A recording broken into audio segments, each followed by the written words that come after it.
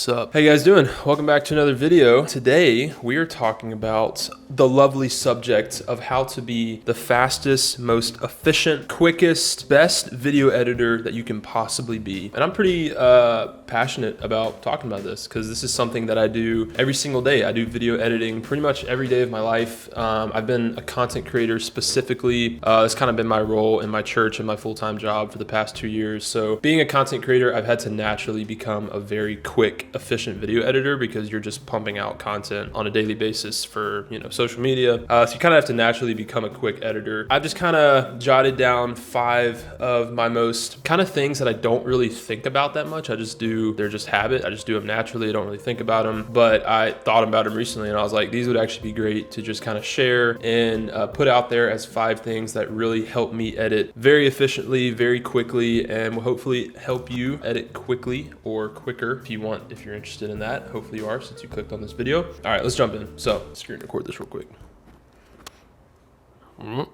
Screen record. All right, so number one and 2, but mainly number 1, and I put this at number 1 because I think it's the most important, is to stay organized. I cannot stress this enough, as I could just make a whole video about staying organized as a video editor, filmmaker, everything. Staying organized in your process from start to finish is the best, most efficient way to be efficient and quick at video editing. I cannot stress that enough. Stay organized in your edit. I'm a very organized person in general, so I kind of already have that mindset in me to just be organized in everything I do. So it definitely helps on the video editing side, because obviously if you have a project with a lot of footage, with a lot of files, it can become pretty messy pretty quickly. And so I want to stress this at number 1 because it's super important that you stay organized in your video edit and in your project. So the first thing that I do when I am dumping footage is I organize it. I make folders for the footage to go into. So it depends on the project. If we're just talking about footage, I'll usually try to organize it chronologically. If it's a big project, organize it by day, like my vlogs when I went to Europe. Obviously that was a multi-day project over the span of 2 weeks, so that was a lot of footage that I had to deal with and organize. And just keeping everything clean on that trip, dumping footage every night, organizing it every night helped me a lot in the edit. So first thing, you always want to dump footage into folders that are organized by however you're editing or whatever the project is. This Miami vlog, I kind of just organized it by the media type. So obviously I had audio, shout out Artlist. Great audio from Artlist. I'm not sponsored, but maybe they'll see this one day. Extra was just like extra B-roll, screen recordings, stuff like that. Photos was all my film photos that I showed. Talking head was just the one talking head like this. And then the vlog was all the vlog bits. There wasn't like a ton, so I didn't have to organize it super well. And it's all, obviously, I dumped it as the 2 days went along as it happened. So it was automatically in chronological order. So the next thing is I will create bins. Don't ever just take footage. Don't ever just do this.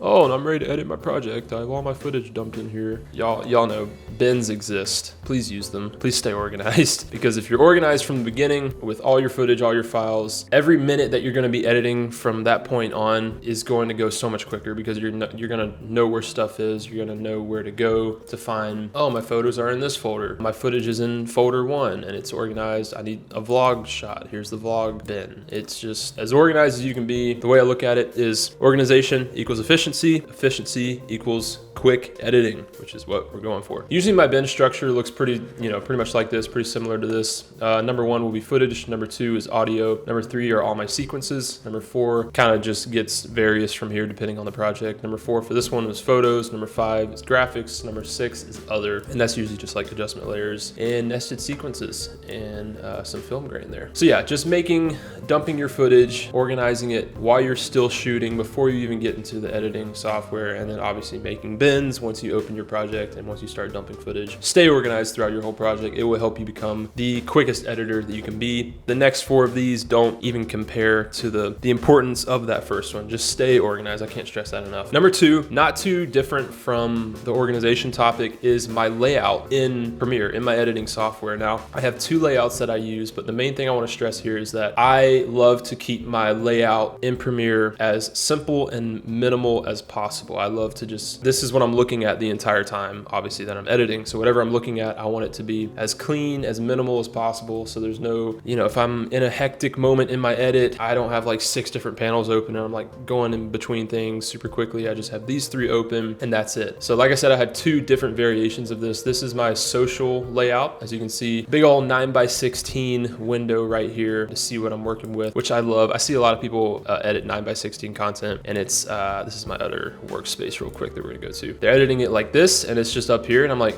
that's fine, but like, why not make this window as big as it can be while you're editing so you don't have to go full screen every time? So that's what I do with this one. I think it looked great. I love it. And then the other 2 windows right here, this is pretty much everything else. It's my footage, it's my effect controls, lumetri color, effects, central graphics. It's all up here. Some people might think it's annoying to have to click to each tab. I'm just used to it at this point. And like I said, I just like everything to look as clean and minimal as possible. So putting everything in one window like this just helps me. And then down here's my timeline. Those 3 panels are super clean, super efficient for me. And then cinematic right here is what I call my other one. And this is stuff for YouTube, stuff that's 16:9. If we go to my actual vlog here, oh, it's a great frame. The window is up here in the top left. All the footage, all the files, effect controls, all that good stuff is top right. And then the entirety of the bottom of my screen is my timeline, which I love. This is my workspace. I want this to be as big as it can possibly be. I don't understand people who edit in a timeline that's like this. Like, I could not do that for an entire project. I want this to be massive. And then, yeah, so those are my 2 layouts. The point here again is just keep it simple, keep it clean, and it helps me a lot in editing quickly. So yeah, simple, clean, minimal layouts. Number 3, keyboard shortcuts. You might have heard of these before. You might already have some yourself. My thing for keyboard shortcuts is having it to where I'll actually switch the camera angle real quick so you can see this. Hold on. So here's my keyboard. What I love to do, I know this is not the best angle, but just deal with it. I love to have my keyboard shortcuts in a natural position to where my hands are gonna be. So I basically, the entire time that I'm editing, right hand's on my mouse, and then left hand is always either on QW, which is my zoom in and zoom out on my timeline. So hands are always there.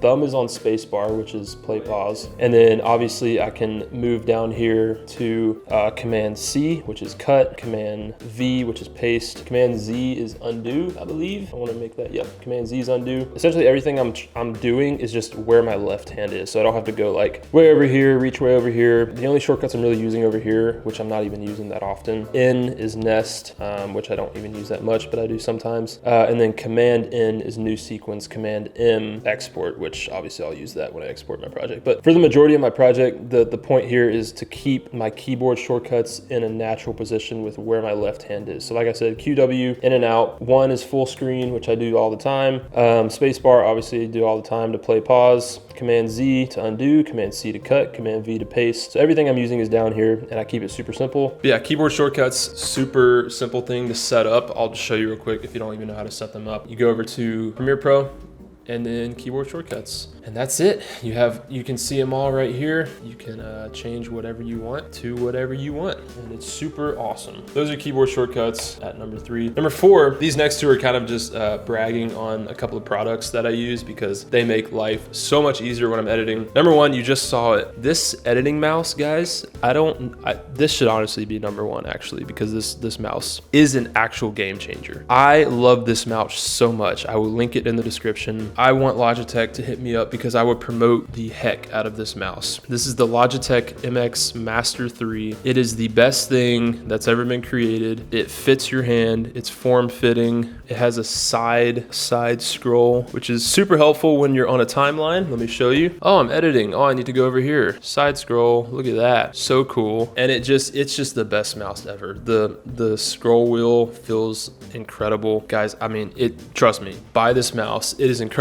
I promise you, it will literally make editing faster. It is, when I try to go back to a Magic Mouse, first of all, I don't know how people use Magic Mouses to edit. Y'all, I don't know what y'all eat in the morning to be able to do that, but I cannot edit with a Magic Mouse, especially after using this. I will never ever go back. There's no way. This is the best thing ever. So get one of these and that will automatically make you a better editor. All right, number 5, the last one, we made it. This one has to do with color grading. Now, this is again, a product. You have to purchase this, but I love these so much. These are LUTs LUTs. These are presets by Ezra Cohen. He makes incredible editing assets, film grain, overlays, film burns. He has a whole course on everything filmmaking. He's an incredible creator, incredible filmmaker, film director, all that good stuff. But I use his LUTs on a daily basis. I love his LUTs. I created a couple of LUTs for myself that I kind of tweaked a little bit from his LUTs, and they're super incredible, and they make color grading very easy. Now, why am I promoting just random LUTs? Well, color grading is a part of the editing process. A lot of people that even I know get caught up on the color grading part because maybe